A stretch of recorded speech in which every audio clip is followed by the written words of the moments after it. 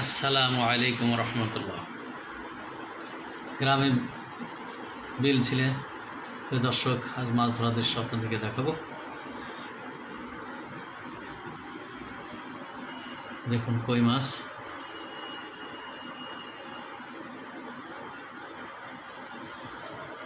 জাল পাতা হয়েছে, টিপ টিপ বৃষ্টি পড়ছে, এর মাঝে দেখুন জালে ছোট ছোট পাশে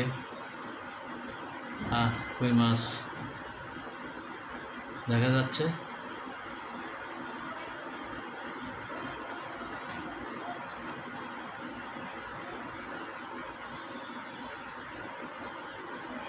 জাল পাতা হয়েছে, এখানে দেখুন মাছ জালে ধরে আছে।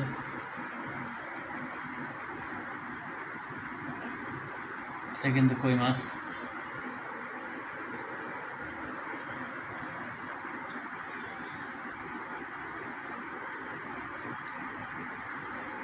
সুন্দর।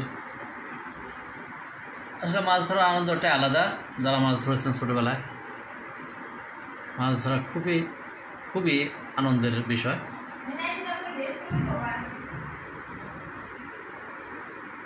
খুব সুন্দর মাছটি জাল অনেকখানি পেয়েছে, যার ফলে খুলতে খুব কষ্ট হচ্ছে।